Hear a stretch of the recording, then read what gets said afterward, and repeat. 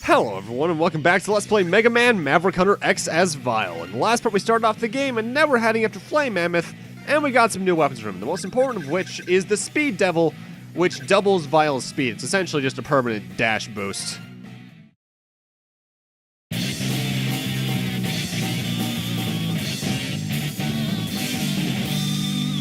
Flame Mammoth.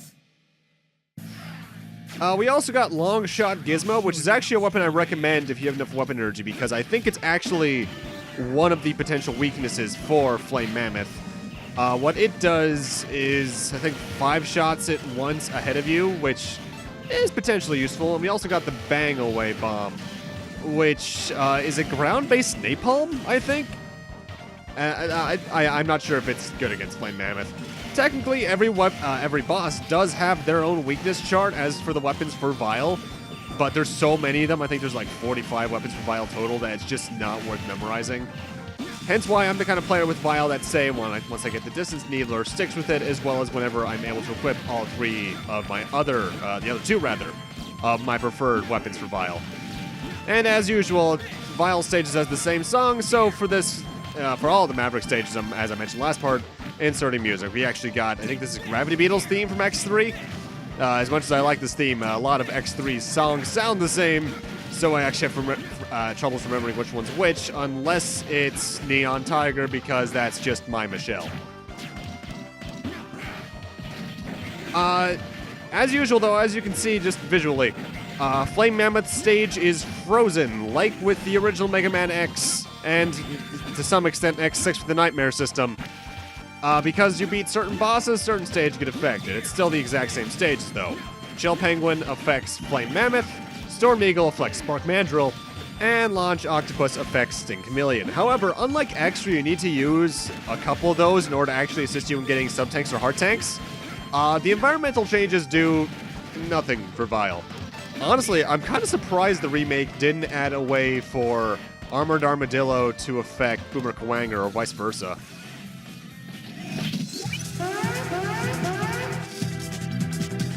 Vile, what are you doing? If you've joined the side of justice, you can leave now. Justice? Give me a break, Flame Mammoth. I'll fight you if that's what you want. Bring it on. You just bit off more than you can chew, Vile. I'll make sure you regret it. Here we go. By the way, that's Gerald Matthews as Flame Mammoth, who was the Yellow Devil in Mega Man Powered Up, and is also the voice of Sigma in this game, which is all sorts of weird. I think he was also one of the bosses in Command Mission, I think Django. Either way, Flame Mammoth is otherwise unchanged on normal mode. He's also very easy, because look how much damage Distance Needler does.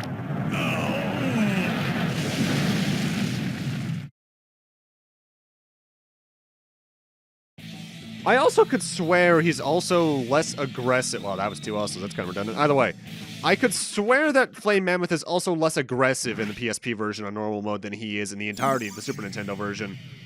Now, so far, I've actually followed my Super Nintendo stage pattern, but I'm breaking that now to head after Sting Chameleon. Why? For beating him, we're going to unlock the laser category of shoulder cannons, and I'd rather like to have that because that's where my favorite shoulder cannon is.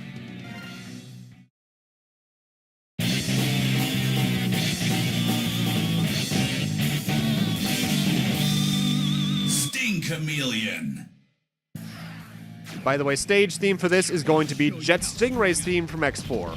And the heart tank is very early on in this stage. We just need to get on top of this guy's logs, jump, and it's ours.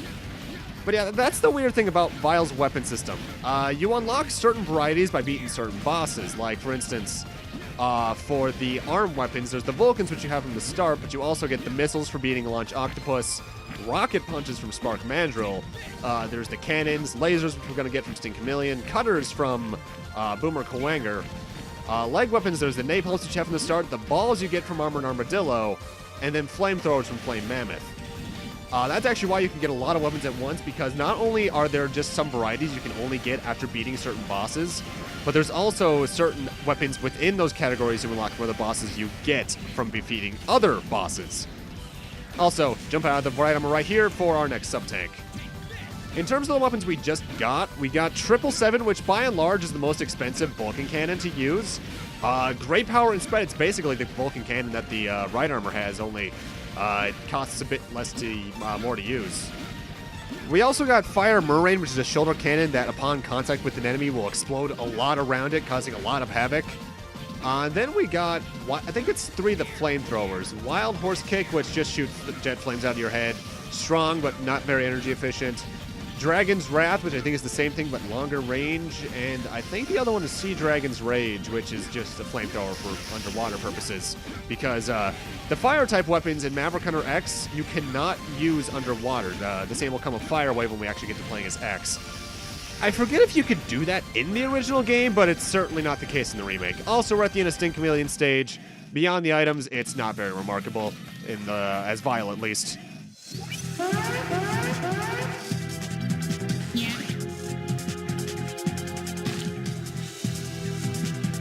Woohoo! It's Vile! I used to have nothing but respect for you, you know.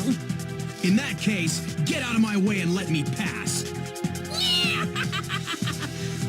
I don't think so. We're going to have to fight. If you say so, I won't let you or Sigma stand in my way.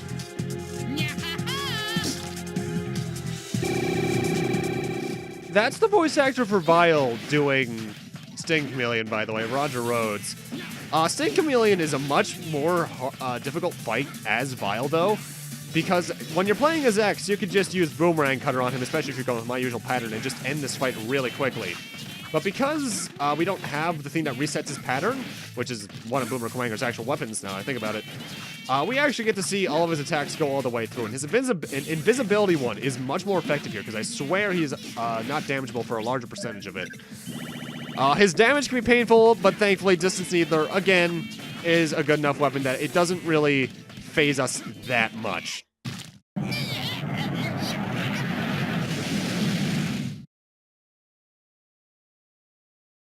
On the whole, Sting Chameleon stage is fairly unremarkable.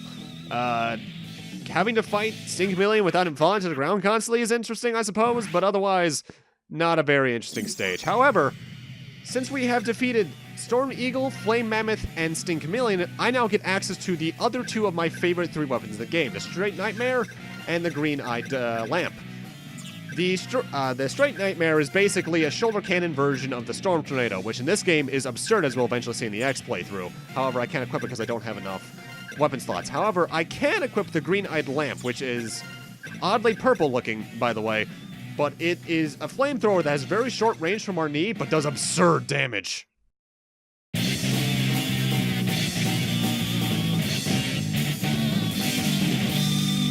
Spark Mandrill.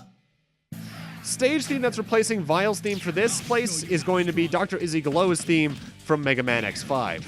Now, in terms of the other 4 weapons I think we got there from beating Sting Chameleon, we got the Buckshot Dance, which is a Vulcan-type weapon that is extreme spread gun. It scatters all over the place. Think, what was it? What weapon was it from X2, I think it was, that could scatter all over the place? I forget. It was one of those ones. We also got the Trident line, which is a standard shoulder cannon. 3 rounds, but it leaves you really open. I think the damage might be worth it, though. We also got the other 2 of the 3 lasers we got, which was the Cerberus Phantom, which is a laser that just fires in 3 directions.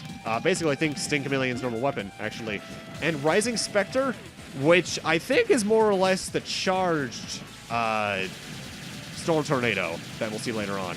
Also, that guy's now really easy due to the not Straight Nightmare, the Distance Needler. But yeah, the Green-Eyed Lamp. Its appearance is deceiving. It just looks like a standard flamethrower attack, and we know how those usually work in games. And while it eats up an absurd amount of energy, half of my current energy bar, its damage is ridiculous. It's comparable to the actual Storm Tornado weapons in this game. It is my favorite ankle bomb. My major issue with it is that I don't think you get as much airtime when you fire it compared to when you get the standard ankle bomb. Also, there's the heart tank for this stage.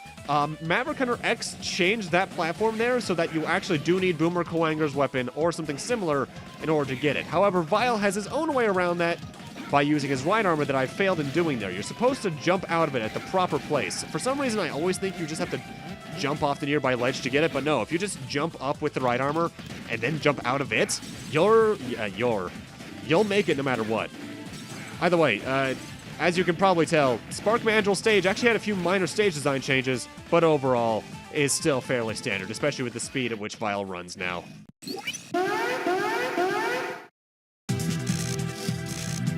Time to get started. Vile? What are you doing here? I should ask you the same question. What are you accomplishing by acting as Sigma's cheerleader? His plan's not wrong. At least, I don't think so. Any plan involving X is wrong. I'll put a stop to it.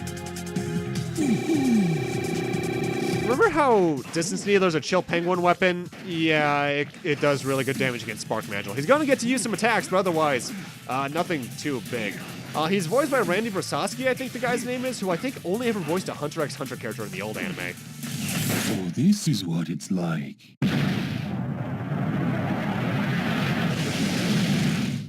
Which is an odd occurrence, because I think a lot of the Maverick voices in this game were all Hunter x Hunter characters at some point. I'm sorry, I think it's actually pronounced Hunter Hunter. I don't know. I've only ever watched 2 episodes of the Redo series, and I'm not a big fan.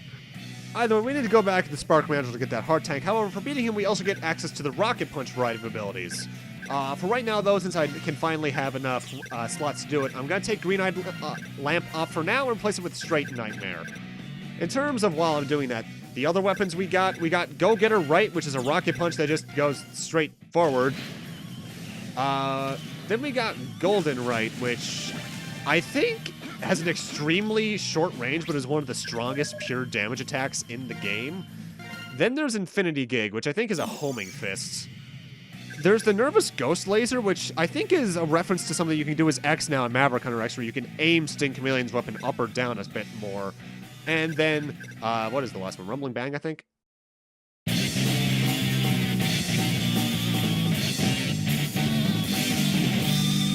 Armored Armadillo. Stage theme that's replacing Armored Armadillo's non-existent theme is Blaze Hitnix's song from X6, also known as probably the most kick-ass guitar in a Mega Man ever. Either way, the Rumbling Bang, I think, is an extraordinarily wide knee bomb.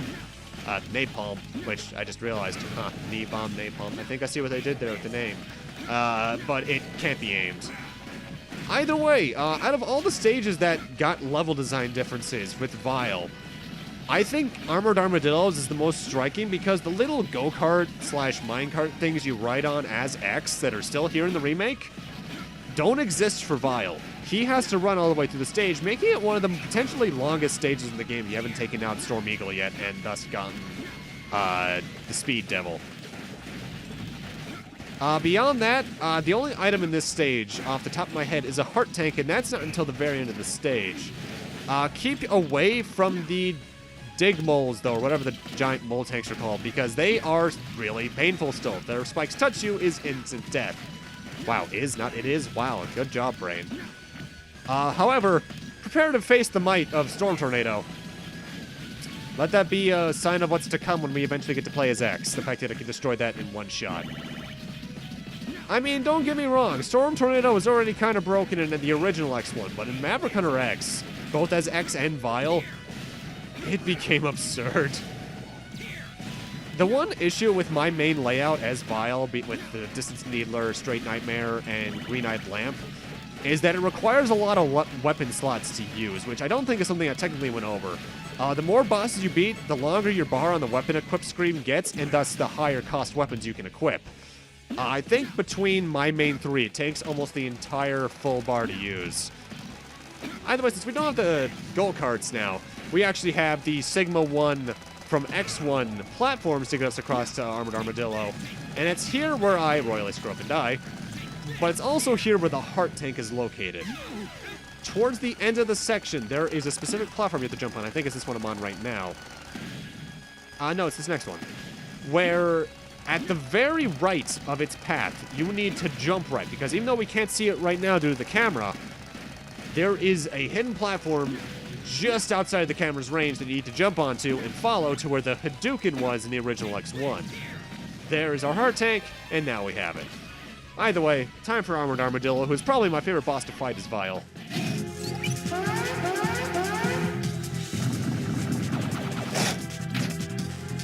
I'm under orders to destroy anyone who comes here. It doesn't matter who it is. All you do is follow orders. You really think you can take me on? You don't respect authority. You don't follow orders. I pity you. Pity? Don't pity me. You don't know anything about me. Enough talk. Let's fight. By the way, Armored Armadillo is voiced by Noah Umholtz, who was Massimo in Command Mission, as well as one of the monsters in Del Toro Quest, weirdly enough. Either way, Armored Armadillo as Vile is a really, really fun fight. Why?